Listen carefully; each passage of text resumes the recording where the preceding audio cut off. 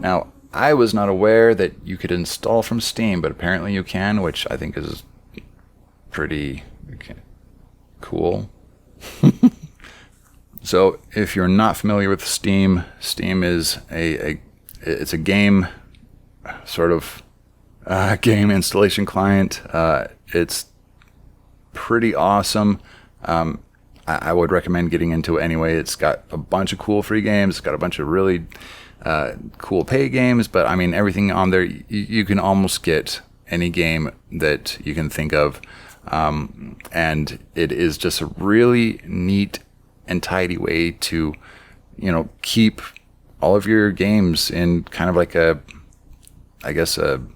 tidy little single Steam library sort of thing.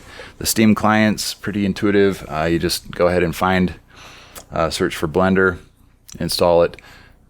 Steam will keep it updated, so there's no separate, instructions for updating it.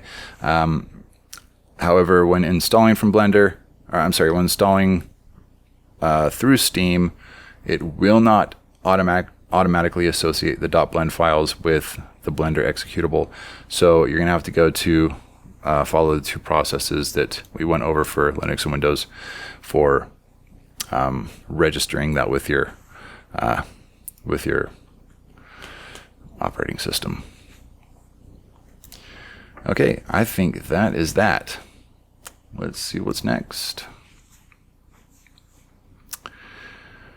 Okay, so that is that so far. I will see you guys in the next video. We're going to hit configuring Blender and we're going to go through all this. See you next time.